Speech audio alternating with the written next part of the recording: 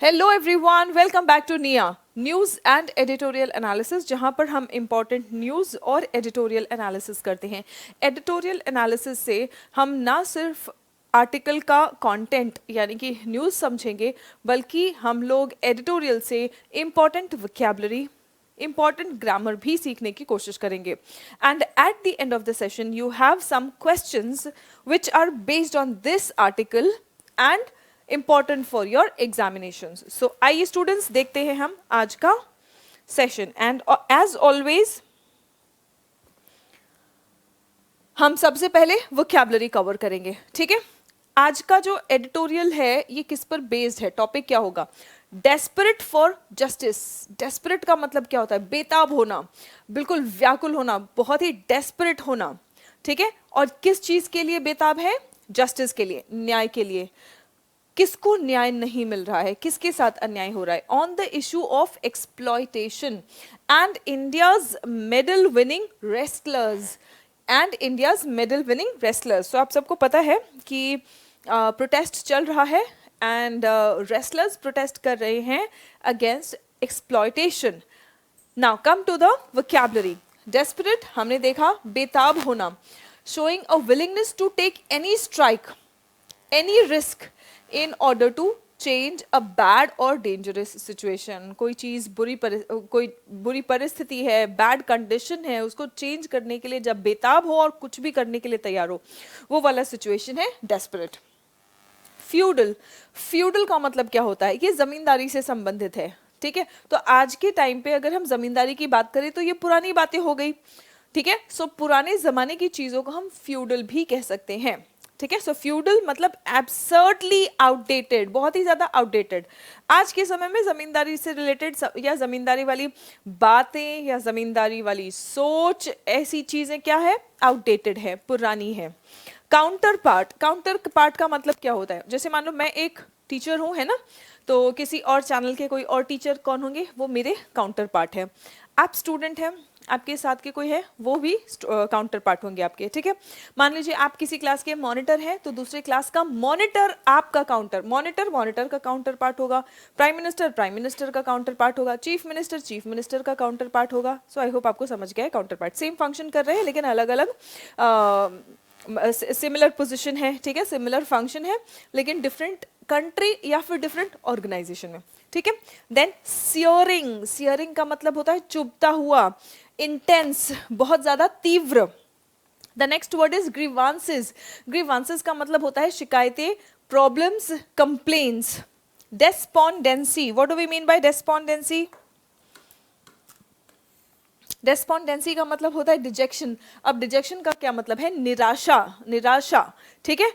Hopelessness मतलब जब उम्मीद खत्म हो जाती है तब इंसान कैसा हो जाता है? होपलेस हो जाता है। मान लीजिए आपको उम्मीद है कि सिलेक्शन होगा, है ना, तो आप पूरे जोश में तैयारी करते हैं, लेकिन एक दो अटेम्प्ट अगर फेलियर के बाद फिर कैसी स्थिति आ जाती है? मन में डिस्पोंडेंसी आ जाती है, डिजेक्शन आ जाती है, होपलेसनेस, आप उम्मीद खोने लगते हैं, निराशा आ जाती है ना, वो वाली स्थिति। एंड इट्स वेरी कॉमन, मतलब बहुत आम है, ये सबके साथ ऐसा होगा। If we are human beings we will face this. एक दो फेलियर्स के बाद ऐसा होता है, लेकिन फिर वहीं पे आपके मन की इच्छा, आपकी विल पावर टेस्ट होती है। तब मन कहता है, आपके अंदर का जो स्ट्रेंथ है वो कहता है कि नहीं, मैं कर सकता हूँ। एंड देन फिर उठ खड़े होते हैं और फिर लड़ने के लिए तैयार हो जाते हैं, फिर मेहनत करने के लिए तैयार हो जाते हैं, ठीक है। सो आई होप अब आपको समझ आ गया डिस्पोंडेंसी का मतलब क्या है। डिस्पोंडेंसी, डिजेक्शन, होपलेसनेस मतलब निराशा, ठीक है। इंसिनुएशन, इंसिनुएशन का मतलब क्या होता है? इनडायरेक्टली अगर आप किसी को टारगेट कर रहे हैं, ठीक है, इनडायरेक्ट हिंट, सजेशन, ठीक है, तो उसको हम इंसिनुएशन कहेंगे। सीप का मतलब क्या होता है? सीप मतलब धीरे धीरे, जैसे मिट्टी में जब हम पानी डालते हैं, पौधे में, गमले में हम जब पानी डालते हैं, है ना, तो ऊपर से आप पानी डाल देते हैं मिट्टी में, धीरे धीरे धीरे धीरे पानी नीचे जाता है, तो वो प्रोसेस, उसको हम क्या कहते हैं? Seep. Water seeps through the soil, ठीक है।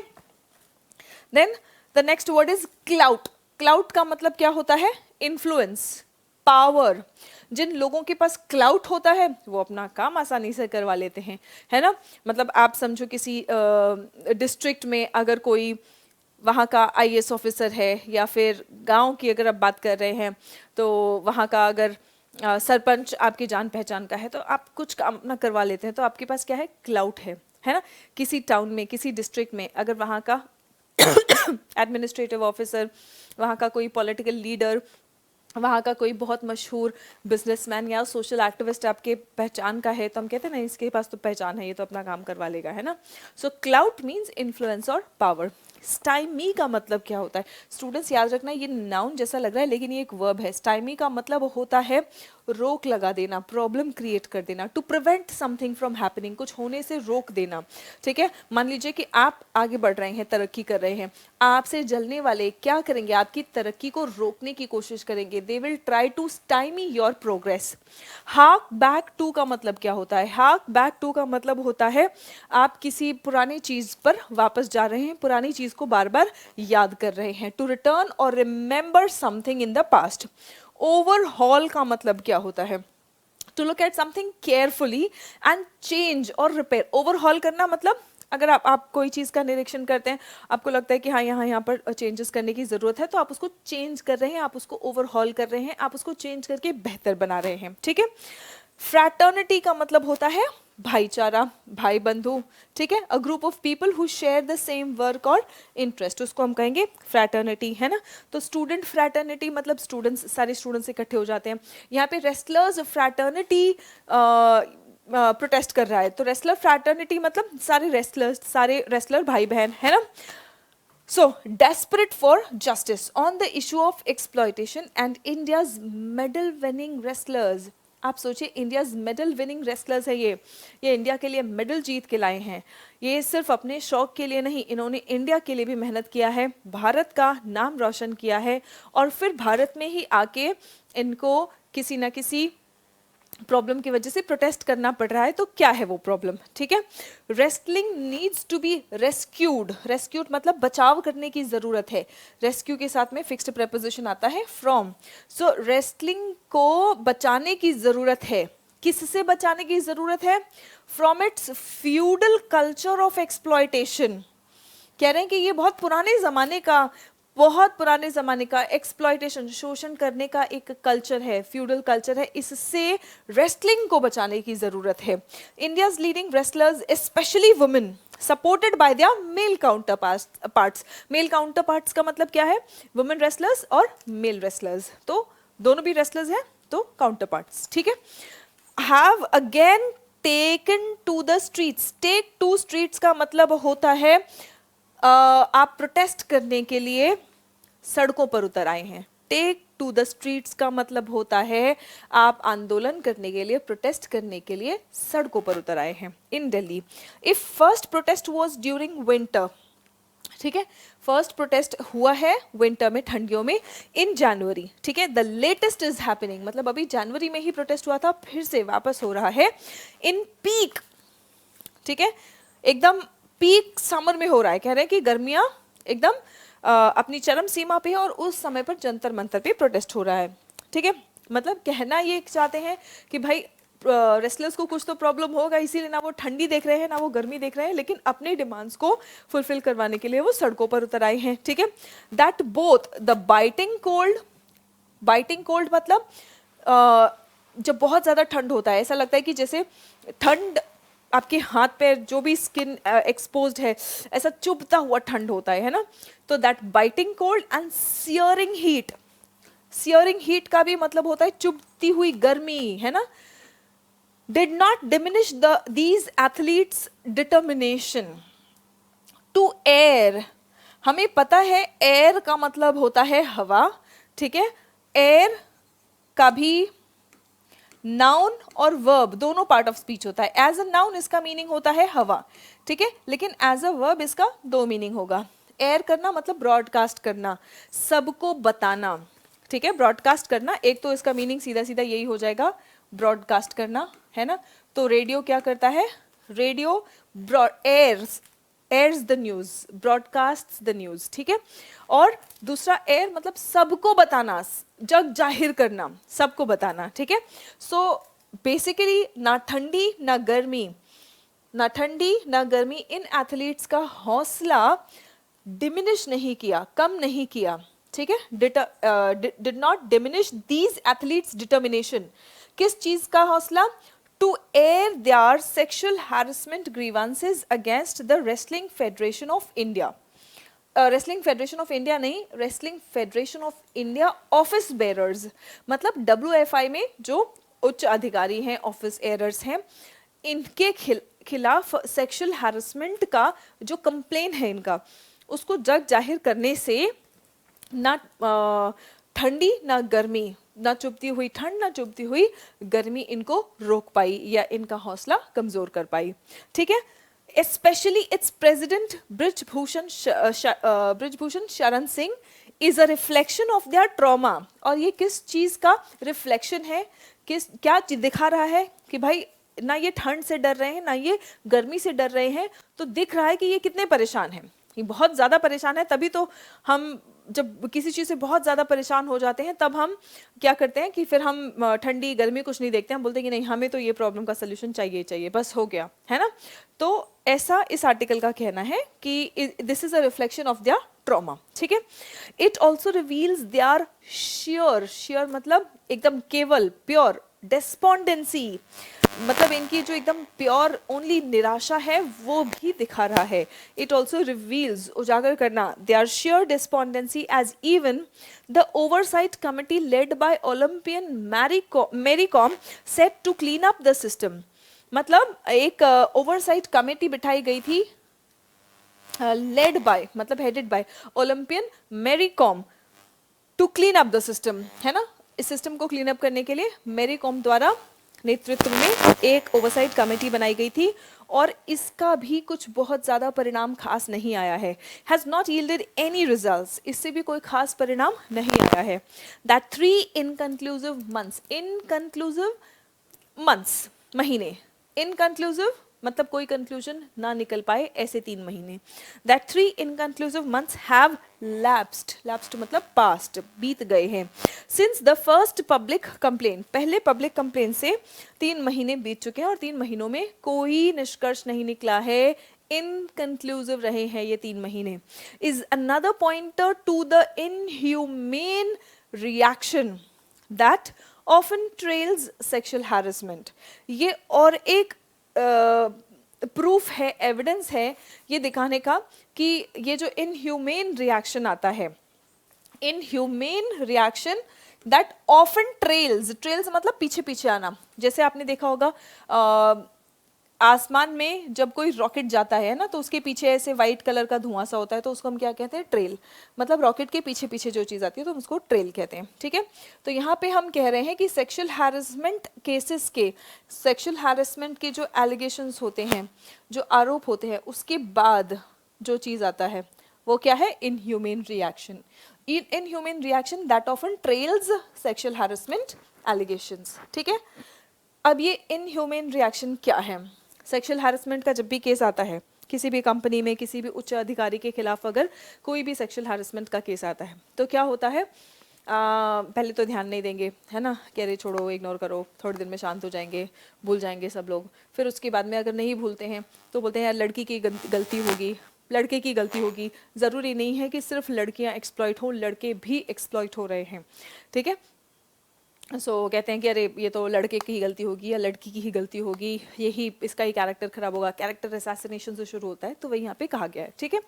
Is another pointer to the inhumane reaction that often trails the sexual harassment allegations.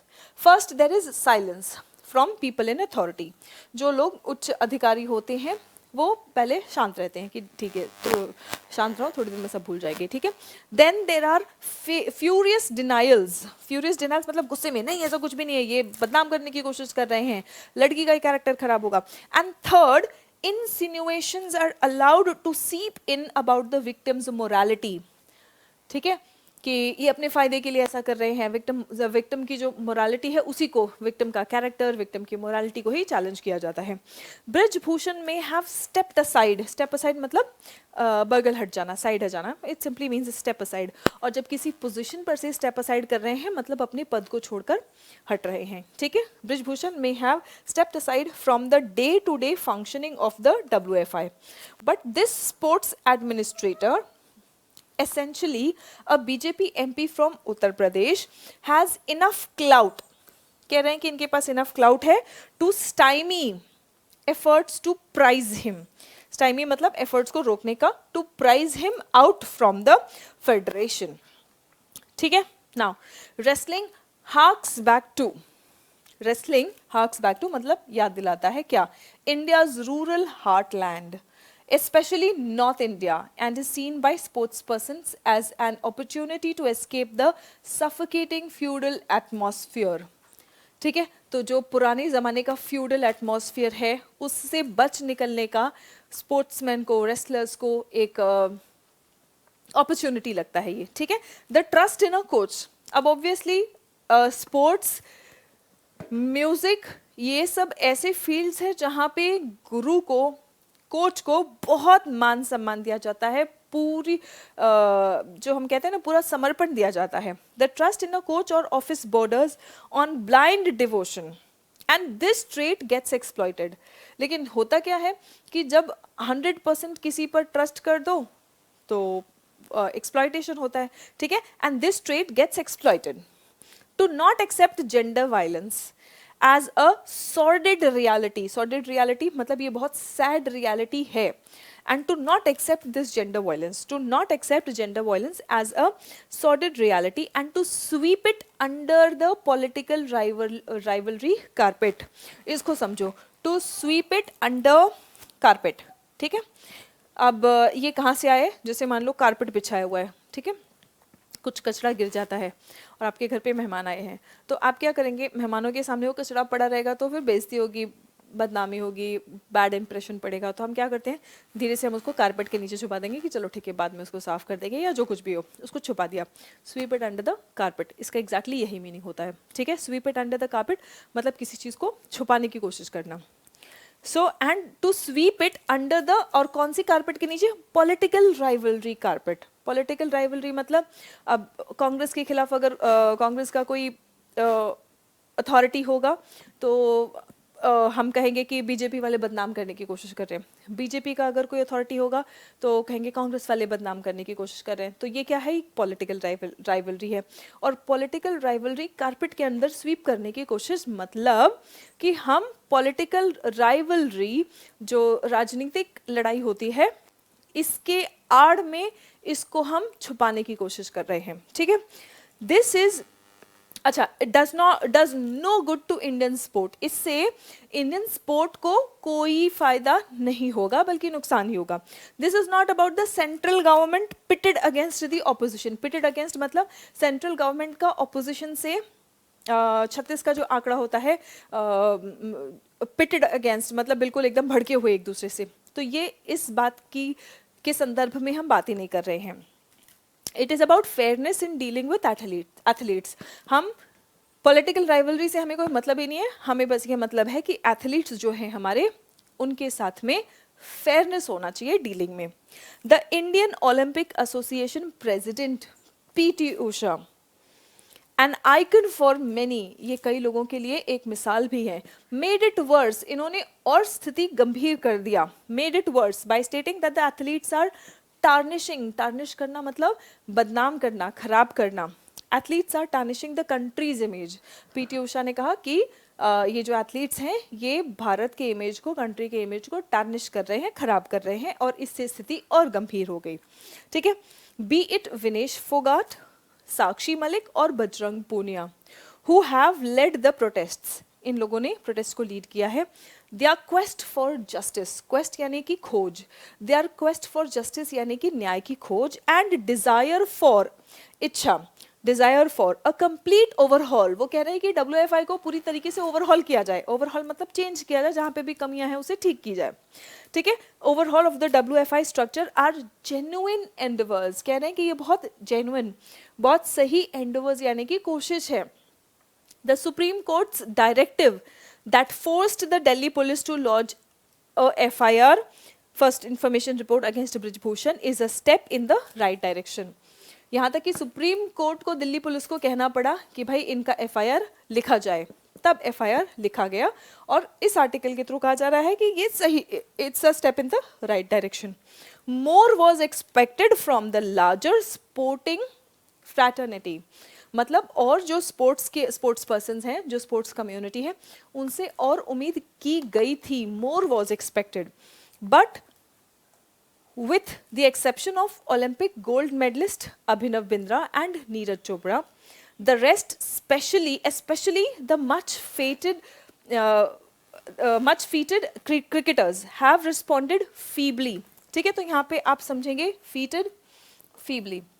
Much फीटेड cricketers मतलब हम सबको पता है कि सबसे पसंदीदा अगर गेम है तो वो क्रिकेट है, और क्रिकेट सबसे ज़्यादा पसंदीदा है, तो उसके जो क्रिकेटर्स हैं ऑब्वियसली वो सबसे ज़्यादा फेमस और फेवरेट होते हैं. तो मच फीटेड मतलब most favourite cricketers have responded feebly मतलब बहुत कमज़ोर तरीके से, मतलब बहुत ढीला ढाला सा उनका रिस्पॉन्स रहा है.